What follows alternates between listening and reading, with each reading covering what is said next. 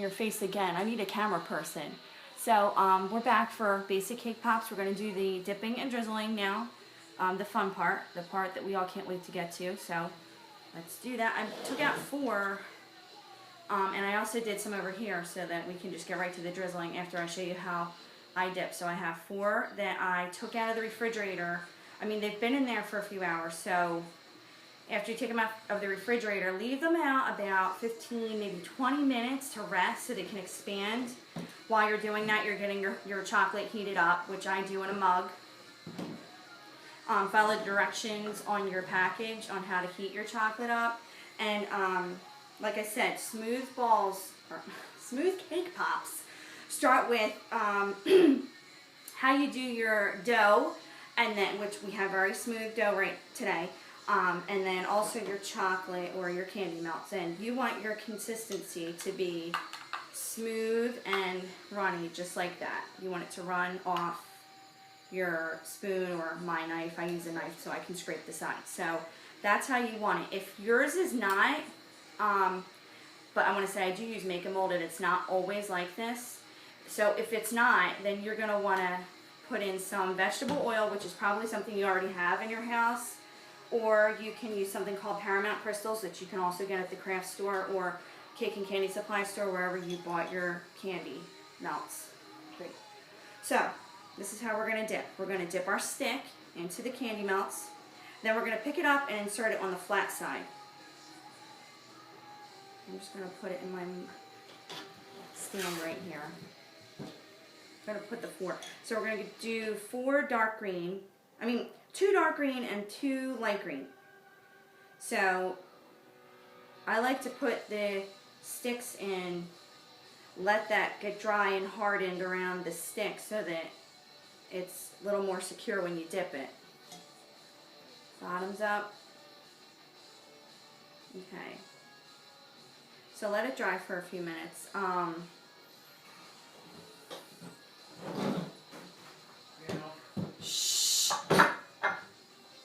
Alright, so let's see if this one's still a little wet, but we're just going to go ahead and dip it anyway. So you want to fully submerge it into the candy melts like that. Give it a little wiggle to get around the sides. Pull it out, and on an angle, tap your wrist. It's light pressure so that the chocolate can run down off the ball and back into the mug. And this is how you get your chocolate to smooth. You need to tap it all off. Hopefully you can see up close. Tap it all off until it kind of starts to slow down. See how it's starting to bounce up? It's like, alright, I'm almost done. Also, while you're doing this, you're twisting it. So it's on an angle, you're tapping your wrist, and you're twisting, looking for any air bubbles. And if you do see any, like I do right now, take a toothpick. You gotta have a lot of toothpicks. And you want to tap or pop them, and then you're going to want to tap off so that the chocolate runs over that hole that you just tapped or just popped.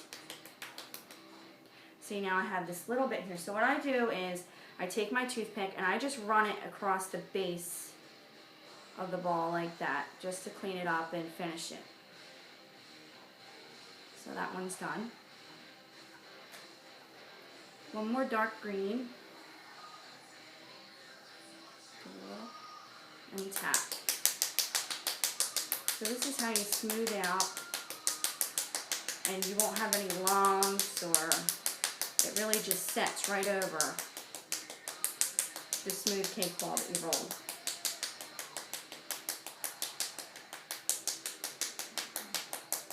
Tap, tap, tap, tap, tap, tap, tap, tap, tap, tap, tap. Okay. Again, just take off the rest with your toothpick. There's some crazy music in the background. My son's playing a video game, so. Okay, now we're doing the light green, and this light green is so light. It's almost like white with a hint of green.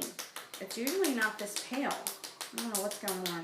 I use Make and Mold, so if anybody's familiar with Make and Mold, I don't know if it's just me, or maybe just because it's up again. I have the 2 next to each other, It looks really light, but it really looks pale. I like it. It's pretty. What I'm doing is, because like I said in my first video, I have to do 100 cake pops for St. Patrick's Day.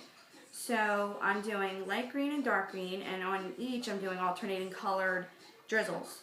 So that's what I'm going to show you how to do. Because basic cake pops can be, depending on who you are,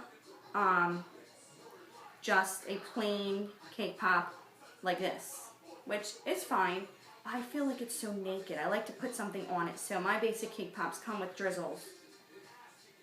So, and sprinkles, I learned those got to be extra. They cost more. They're more work. You got to get those on right away as soon as, well, not as soon as. You got to get them on your cake pop before they dry, because then you either have to dip it again or draw drizzles on it to make the sprinkles stick. So sprinkles are not part of my basics. Sprinkles are called sprinkles. This one has a lot of holes, or a lot of bubbles.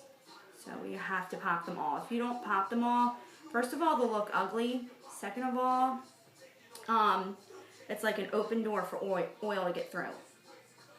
So you have to pop every hole. And sometimes just by tapping, they pop themselves.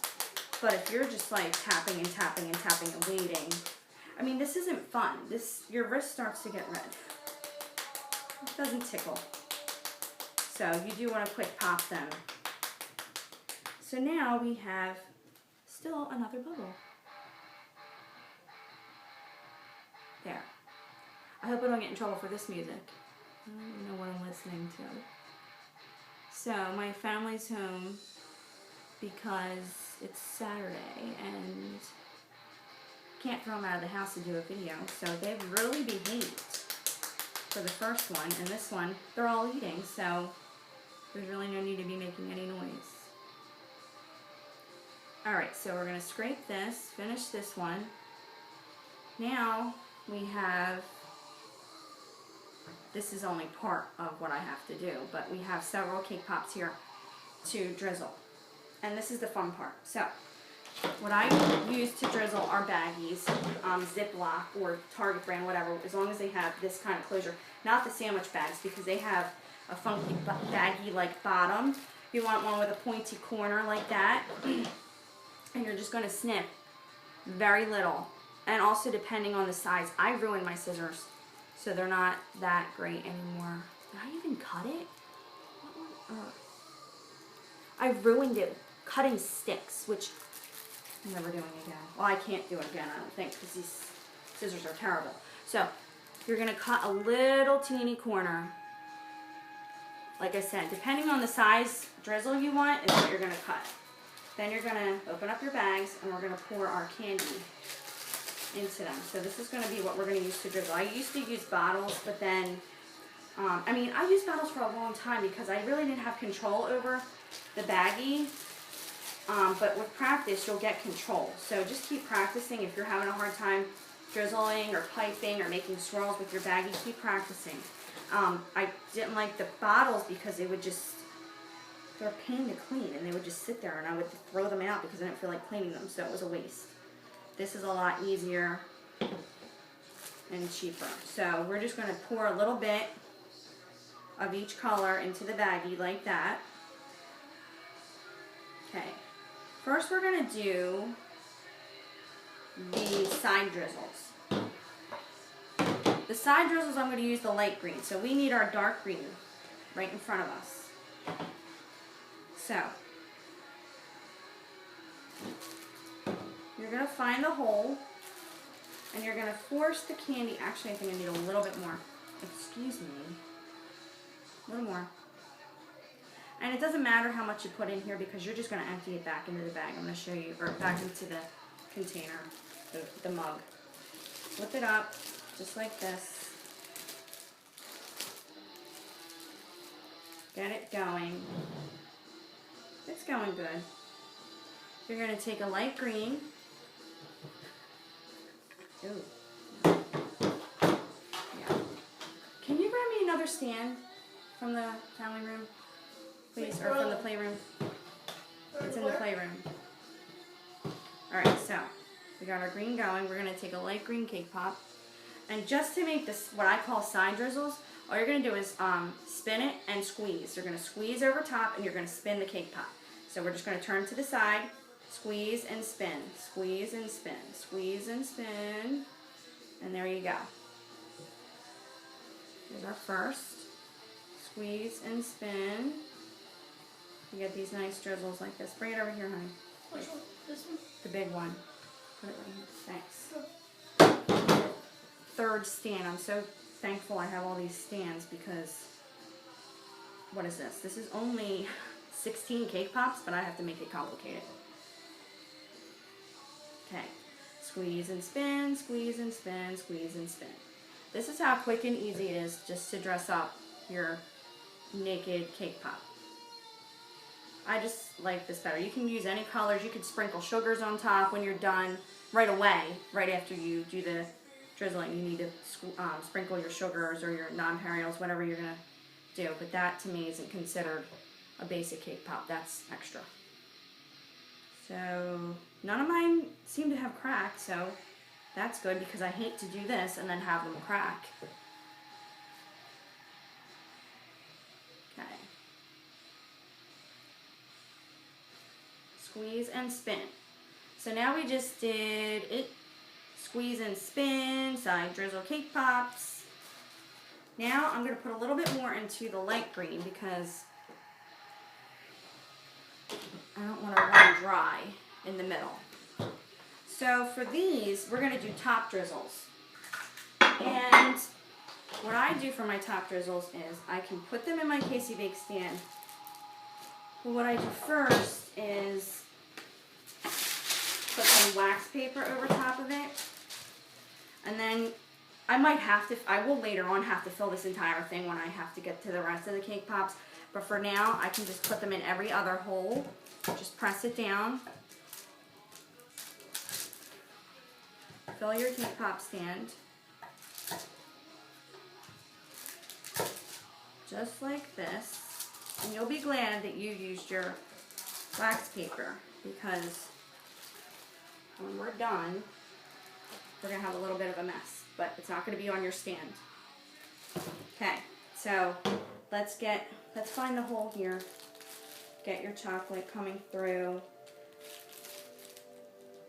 Okay. All you're going to do for your top drizzles is squeeze and just move across. So squeeze and move, just like that. You don't have to slow down. You can keep going crazy if you want. You don't even have to stop, just like this. And you have your drizzles. And you're not making a mess because you have your wax paper. And these look really cute.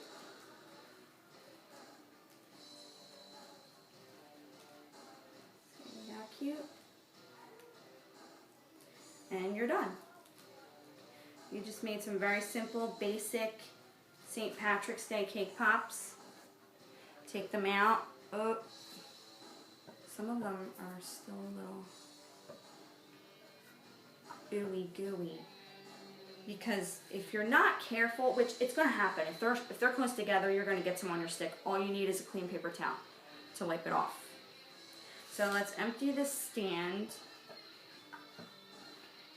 real quick. So we can get rid of our wax paper. And look how cute the cake pops look. Throw out your wax paper and your stand is still clean. And here are the cake pops. Right here. Finished.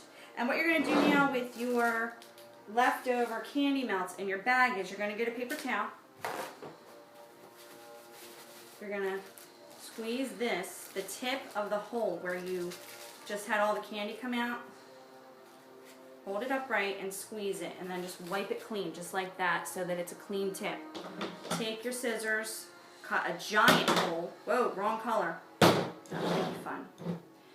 Make a giant hole with that with your scissors, and then you're just going to squeeze it right back into your mug for the rest of your cake pops or till next time. Just like that. And we're going to do it for... I normally would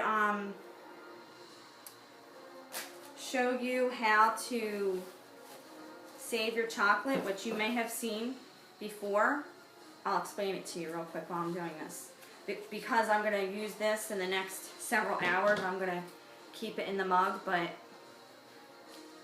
if you wanted to save all this leftover chocolate that you have in your mug, all you would do is take a piece of wax paper and just dump it and scrape it and dump it over top of the wax paper and flatten it out and then let it dry. If you want to rest another piece of wax paper over top to keep it safe, do that, but just let that dry. Once it's all dry, chop it up, put it back in your container wherever you store your candy melts or into a giant Ziploc bag. And then you'll have them for next time. So there's how you save your candy melts while after you're done drizzling. And that's it for basic cake pops. And this only took 15 minutes. Thanks for watching.